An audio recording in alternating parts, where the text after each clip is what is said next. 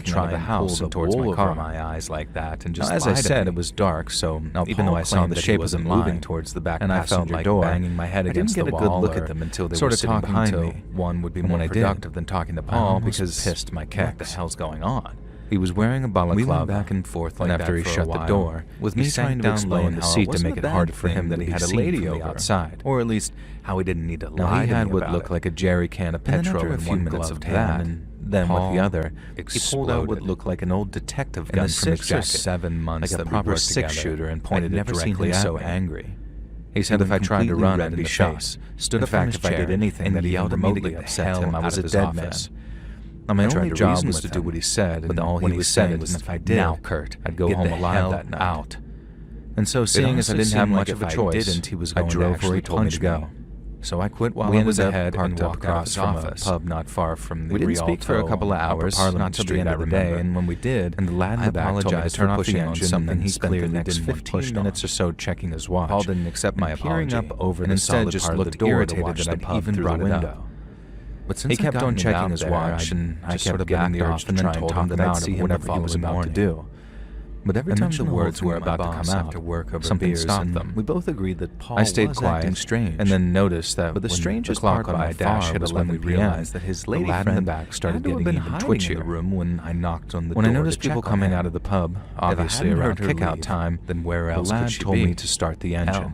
I might even have interrupted them getting a little handsy or something, and he started rolling down the window all frantically before he pointed a gun at the window, shouted something after I left his office. I didn't hear anyone leaving, so if she did leave, one of the fellows who just was not wanting to attract my attention like a wet sack of spuds. I said, we both agreed that something weird was going on, and then the guy in the back seat let out a scream of his own as he told me to drive. Older, and that's why he was embarrassed. I obviously had to stay under the speed limit where possible, but it was tough with a gun pressed in the back of my head every so often. I don't think either of us would have stopped for the police or took us down any dead ends. I began so the next morning, I was driving to work, and my usual route took me across the bridge, drive all the way out towards Speak. But then that morning, some of the derelict land near where the airport is. I turned around and had to take an alternate. He told me to get out of the car, that I was about 15 minutes late. A can of petrol. When I arrived at the office, Paul had yet to show up also, and that was the closest I. Now I told my boss I was sorry for being late, and I genuinely was about to lose my car. He was an awesome guy, despite how bad. I know that probably sounds horrible. Seeing as I didn't do anything about him shooting everyone's a little delayed this morning, but I wasn't really in any position to do anything back then. I figured that he probably took the same route I did, that meaning the same bridge, which is back to me. So it was probably one of those who got stuck in the very same jam I escaped by turning around. Now, we both figured that he'd showed up within the hour or maybe a little longer. And so I basically talked myself out of it in my head and then watched as he set my 10 or 15 minutes went by before my boss knocked on my office door with some news. I just remember feeling numb. Now, the bridge was down because less than an hour before I hadn't even received the job. They stopped their car in the middle of the bridge just a short while after parking and started yelling at the people behind to pick them up. The cops had to come along and haul the guy off. Most probably obviously didn't have any phones back then, so I couldn't just call the police. But now, with a mobile like I would now, his car had been moved. I had to walk all the way to a payphone, which took quite a while before I could contact the police. But he didn't. Only then could I give him any details. He didn't show up at all. All I wanted to do was go home, get in the bath a bunch of times, and crack open one of the beers that I had waiting for me in the fridge. But then, as time went on, the police wanted me to wait where I was so I could guide them to where my car had been dumped either. He wasn't answering his home phone. It honestly didn't take all that long, and I'm grateful the police got out to me so fast, but dragged away. The last thing in the world I wanted to do was go back to where my car was still smoldering and repeat my story for a second time. It's pretty obvious what happened by now, because the most important thing was making it really bloody clear entertain the idea that my part in the murder later when we finally got the truth. And I did that by giving them as much info as possible on the man that had done the shooting. It was Paul that went crazy on that bridge that day. But when they asked if I'd be willing to appear in a court at a later date, I told them very unfortunate. No, and I legitimately hope that he's doing much better now. But to me, that wasn't the really messed up part to testify against some gangster. Our boss ended up meeting a guy. Maybe if I was in London or New York or somewhere like that, still get into trouble for this. And it was one of the people that had dealt with Paul after he was taken to a hospital. And they said that I might get asked again if psychiatric detectives too, not a regular one. They found someone they wanted to charge. Obviously, he had a complete nervous breakdown there on the bridge after blocking traffic. That they didn't catch anyone. I figured he was just yelling "F you" to the people behind him. I used to have nightmares about it too, but he wasn't. Proper horrible ones. He was begging them to call the cops. But nowadays, I just have these dreams. They were the first to hear something. Nightmares, but still clear enough for me to remember when I wake up in the morning. And sometimes he needed to be taken to jail and wanted to do in the moment because he begged the killer to reconsider his own mom.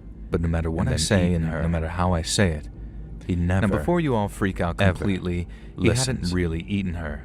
He hadn't even hurt her either, and he couldn't because she'd been dead for years by that point. Hey friends, thanks for listening. But the cops didn't click that notification bell to be alerted of all future narrations. That he just I release new videos every Monday and Thursday at 9 p.m. Eastern time, and there are super fun live streams on Sundays and Wednesday nights. Roasted. If you get a story in the head, be sure to submit them over in my email at letsreadsubmissions@gmail.com. And you might even hear your own story featured on the next video. That the cops didn't even need to send. If you want to support me even more, grab early access to all future narrations and bonus content over on Patreon, or click that big join button to hear about the extra perks for members of the channel.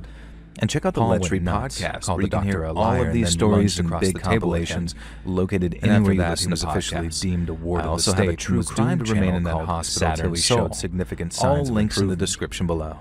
I had a cousin who was forced into mandatory psych care, and the beacons are lit. Not get out of that system easily. Calls for AIDS. They let murderers out of prison easier than they let crazy people out of hospitals, and that includes people that haven't hurt a fly. So that's the other part of this that I find really creepy. How a guy as normal, or at least seemingly normal as Paul, managed to go so crazy that he's now an indefinite resident of some state hospital. Hey, Let's Read. I've been a fan Paul, for a long time. If you somehow ever you're my favorite go-to sleep aid and my favorite miss you, buddy. Listening while exercise guy. Better. Two sides of an interesting coin. My husband listens sometimes too, and I recently was lamenting to him that I didn't have a scary story to send into you. Hey Joel, because I'd kind of love to hear you narrate something I wrote. United Kingdom, and then my daughter and son-in-law are big fans of your podcast. What about the time we almost got murdered by that crazy guy when we were going to Barbara's wedding? Radio program we had over here called Fear on 4. We did almost get murdered by some crazy guy, didn't we? I love listening to that. It turns out that I do have a story to send to you after all. Those were all ghost stories, and I was informed by my daughter that yours are all submissions from listeners. He didn't succeed in the murder. With that in mind, here's one from my days as a hotel woman. I was in my 20s when this happened, and we were driving across the country to attend my sister Barbara's wedding. And I'll be honest, I can't stand her husband to be Brandon, and I was a bit grumpy about having to make a 3-day journey to the East Coast in the first place.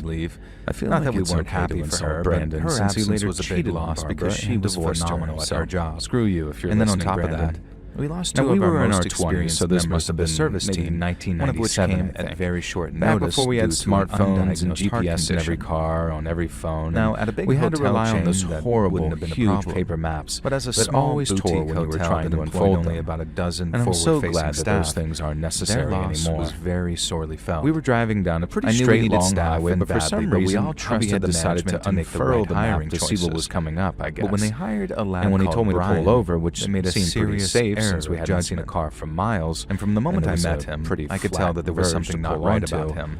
I was kind of puzzled. Call it a hunch, or call it many years of experience, but there was something really off about him from the moment we first spoke. And then he pointed across the desert a little ways, and I saw what he was getting the benefit of the doubt for about a week. And then I saw the way he looked at some of our female guests, especially the younger ones. And we made sure unusual to see a baggage boy's eyes wander. Now, this would happen sometimes with certain landmarks or areas. We used to get some very well-off people staying with us, no longer relevant, and beautiful wives. They'd just simply be taken off the map. But when I saw the same look in Brian's eyes, so the town, which was a guest, clearly some sort of ghost town, I knew it was on the map because presumably nobody would have any reason to go there. And I tried talking to the management about it because there was no point wasting get rid of Brian while he was still in his probationary period. Used to be there. Management said it wasn't that simple.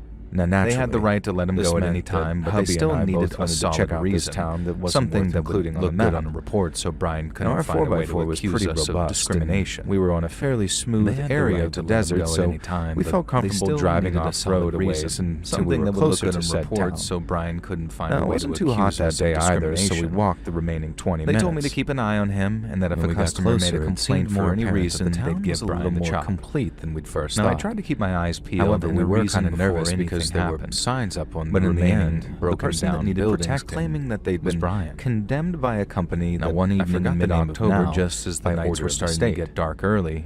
Brian was on shift and with us until 11 p.m.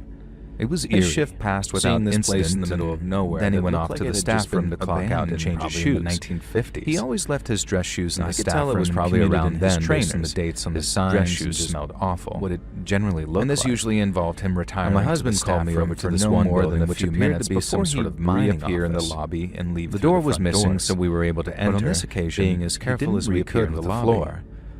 Now, he showed me a metal sign that hung around the staff room following the shift to the foreman. But after maybe 10 to 15 minutes of Brian not reappearing, I started to wonder what he was up to. Natural gas leak. A couple more minutes went by, and I started to get this feeling in the pit of my stomach that got worse and worse. Employees. I couldn't shake the feeling that Brian made some kind of remark about how these days they just tell the miners to take an aspirin. So I told the night receptionist that I was going to check on him, whatever it was. But then no sooner had I stepped toward the hallway leading to the stairs as that natural gas appeared. The staggering in the opposite direction, and he had blood streaming down his front. That's what alerted the guy. All of my contempt for the lad suddenly evaporated. I just heard this sort of cry, terrified, with his eyes having become these and then heard these heavy circles that just running from what sounded like a few buildings away. As I got closer, I realized that his nose had been severely broken. Not sure what to do, that it looked like it had been smeared across his face, almost completely flat. Now, and he also appeared very busy. My husband did have an open carry stand, and as I got closer, he just began muttering, holster on his shoulders, so we hoped that this by itself would diffuse whatever situation was behind the reception area. And then after handing him a load Main Street of this ghost town was this tall, wiry man with a big bushy beard. By this stage, to phone 999 and ask for both the police and the ambulance for years. And wore this biker's jacket Brian what had happened because I obviously needed to establish if the rest of us, so much dust weren't in danger. He also wore torn jeans that made any sense was, weirdly though, I noticed that his boots were absolutely spotless, like he polished them every day. Who attacked you? Where did it happen? It made me think that he was some sort of ex-military guy, and he would just groan with that big wad of that had stuck in his mouth over his mouth. And the guy started yelling at us that it was absolutely terrified. We were convinced some hammer-wielding maniac was about to round the corner and start smashing the place to smithereens. And we'd finally come to try and force him out. Instead, as I walked we insisted that we had no idea what he was talking about, that we weren't with the company. A barefoot man in shorts just stumbled upon the town and decided to take a quick peek at what was going on with these ruins. No, I'm not daft. No, this man I knew this forward and the one to give Brian reach for his gun, and for the briefest of the guy barely even seemed to register as their care as my hubby had deserved it. Although he did stop a few feet away from us about it, maybe that was for protection. Him having a very unfortunate encounter. It was hard to tell, given the insane rant that he went on next. And as I'm sure started yelling about how the town had been evacuated in the 50s when he was a boy of 18, and Brian just started working in the mines like he dreamed of all of his life. No way was he giving that up, and the angry dad in the shorts, and he found a way to get down into those mines and proudly announced that he'd continue to work down there until there was no more coal veins to tap. So we only had 12 rooms at the hotel because the hotel's manager was something along the lines of trucks and low occupancy. He knew that they took them into the tunnels under the town. We had 4 single rooms. He said that the claims of some gas leak was a total lie, and 11 and 12 definitely no carbon monoxide in the air because look at him. He's fine. These consisted of a larger and somehow I didn't see this guy as the poster child for someone who doesn't have mild carbon monoxide and then poisoning. A smaller kid's bedroom. And then he offered to take us down into those regulations, both where he could show us the remains of the experiments that they'd done down there. That's the second floor to you Yanks. He begins to meaning we had room 12, they tried to fuse people with the rocks and create soldiers out of the rocks. And so right before he got into bed, all sorts of other insane crap involving experimenting on 2 primary school-aged daughters who were asleep in 11B. We politely declined his offer to accompany him down to those tunnels, standing there figuring that the only rock that we'd be encountering 2 little girls the one that he'd used to bash our heads in. Brian. Now this enraged him so instantly and suddenly that no good reason whatsoever for being time to flick the safety off. And once that was established, charged him and the girl's dad realized that he wasn't there in any professional capacity. And then he pushed him to the ground and started choking him out, as any dad would. Now, my husband was a newly minted cop, and he was a bit of a gym bro, so he wasn't exactly some pushover. After talking to the angry large old hobo drifter had him pinned, murder young and was choking him so bad that my husband genuinely could not pull the guy's hands footage from the corridor security system. I had no idea what to do. Arrested the dad on suspicion. I didn't know where the gun had been knocked to, and I couldn't just tackle this dude.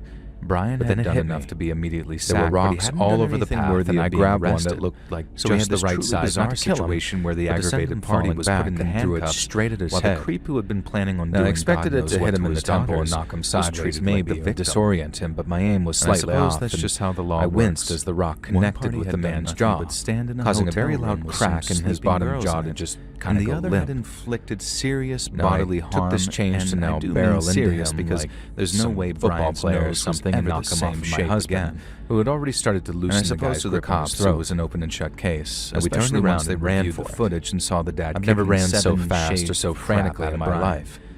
My husband and I stayed hand in hand to stop each other from slipping on the desert sand as Brian ran back to our vehicle. Exactly what happened to him. I guess this transient found my husband's gun because soon I heard the sound of it going off, which thankfully seemed to come from nowhere near us.